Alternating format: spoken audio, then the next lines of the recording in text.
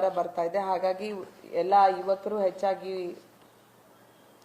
ಈ ಒಂದು ಹೊಸ ವರ್ಷದ ಆಚರಣೆಯ ಸಂಭ್ರಮಾಚರಣೆಯಲ್ಲಿ ಇರ್ತಾರೆ. ಬಟ್ ಅದು ಯಾವುದೇ ಕಾರಣಕ್ಕೆ ಅತಿರೇಕಕ್ಕೆ ಹೋಗಬಾರ್ದು.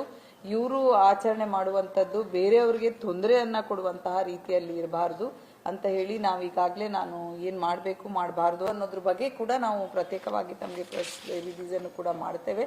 ಅದಲ್ಲದೆ ಅವರು ಡ್ರಂಕ್ಸ್ ಕುಡಿದು ಆ ಮತ್ತಿನಲ್ಲಿ ಚಲಾಯಿಸುವಂಥದ್ದಾಗಿರ್ಬೋದು, ಅಥವಾ ಎಲ್ಲಿ ಬೇಕಾದ್ರೆ ಅಲ್ಲಿ ಕಿರ್ಚಾಡ್ಕೊಂಡು ಓಡಾಡ್ತಾ ಇರೋದು, ಅಥವಾ ಸಾರ್ವಜನಿಕ ತೊಂದರೆ ಆಗುವ ರೀತಿಯಲ್ಲಿ ಎಲ್ಲಂದ್ರಲ್ಲಿ ನಿಲ್ಲಿಸಿ ಕೇಕನ್ನು ಕಟ್ ಮಾಡ್ತಾ ಇರುವಂಥದ್ದಾಗಿರ್ಬಹುದು.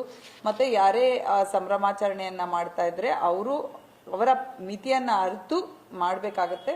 ಅದಲ್ಲದೆ ಅದರ ನಿಟ್ಟಿನಲ್ಲಿ ಯಾರ್ಯಾರು ಕಾರ್ಯಕ್ರಮಗಳನ್ನ ಆಯೋಜನೆ ಮಾಡಿದ್ದಾರೆ ಅವ್ರಿಗೂ ಕೂಡ ಕಡ್ಡಾಯವಾಗಿ ಅನುಮತಿಯನ್ನ ಪಡೆದೇ ಕಾರ್ಯಕ್ರಮವನ್ನ ಮಾಡಬೇಕು ಅಂತ ಹೇಳಿದ್ದೇವೆ. ಇದಲ್ಲದೆ ನಾವು ಪ್ರತಿ ಠಾಣಾ ವ್ಯಾಪ್ತಿಯಲ್ಲಿ ಕೂಡ ನಮ್ಮದೇ ಆದ ಚೆಕ್ ಪೋಸ್ಟ್ ಅನ್ನ ಮಾಡ್ತಾ ಇದ್ದೇವೆ. ಈಗಾಗಲೇ ವಾರದಿಂದ ನಾವು ಅದರ ರಿಲೇಟೆಡ್ ಸ್ಪೆಷಲ್ ಡ್ರೈವ್ ಕೇಸಸ್ ಕೂಡ ಮಾಡ್ತಾ ಇದ್ದೇವೆ. ಸ್ಪೆಷಲ್ ಡ್ರೈವ್ ಕೇಸಸ್ ಅಂದ್ರೆ NDPS ಕೇಸಸ್ ಇರ್ಬೋದು, ಕುಡಿದು ಚಲಾವಣೆ ಮಾಡ್ತಾ ಇರೋದಾಗಿರ್ಬೋದು, IMV ಕೇಸಸ್ ಆಗಿರ್ಬೋದು, ಅದು ಕೂಡ ಸ್ಪೆಷಲ್ ಆಗಿ 10 days ಇಂದ ಡ್ರೈವ್ ಮಾಡೋದ್ರ ಜೊತೆಗೆ ಚೆಕ್ ಪೋಸ್ಟ್ ಅಲ್ಲಿ ಚೆಕ್ ಮಾಡೋದ್ರ ಜೊತೆಗೆ ಇದ್ರ ಬಗ್ಗೆ ಎಲ್ಲರಿಗೆ ಅರಿವನ್ನ ಕೂಡ ನಾವು ಪ್ರತಿ ಠಾಣೆಯಲ್ಲಿ ಅವ್ರು ಕರೆದು ಎಲ್ಲೆಲ್ಲಿ ಆಚರಣೆ ಮಾಡ್ತಾ ಇದ್ದಾರೆ ಅವ್ರಿಗೆ ಕೂಡ ಆಯೋಜಕರಿಗೆ ಮೀಟಿಂಗ್ ಅನ್ನ ಕರೆದು ಅವ್ರಿಗೆ ಇದ್ರ ಬಗ್ಗೆ ಕೂಡ ಹೇಳಿದ್ದಾರೆ.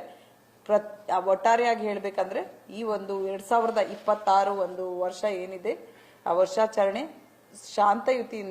ಶಾಂತಿಯುತವಾಗಿ ಆಚರಣೆಯನ್ನ ಮಾಡಬೇಕು. ಯಾರು ಕೂಡ ಕಾನೂನು ಅಥವಾ ಈ ಒಂದು ಎಂತದ್ದು ಹೇಳ್ಬೇಕಂದ್ರೆ ಇನ್ನೊಂದಂದ್ರೆ ಸಾಮಾಜಿಕ ಮಾಧ್ಯಮಗಳಲ್ಲಿ ಕೂಡ ಸುಳ್ಳು ಸುದ್ದಿಯನ್ನ ಹಬ್ಬಿಸುವಂತದ್ದಾಗಿರ್ಬೋದು, ಪ್ರಚೋದನಕಾರಿಯಾಗಿರುವಂತದ್ದು ಯಾವುದೇ ಹಾಕುವಂತದ್ದಾಗಿರ್ಬೋದು, ಅದನ್ನು ಕೂಡ ಮಾಡಂಗಿಲ್ಲ.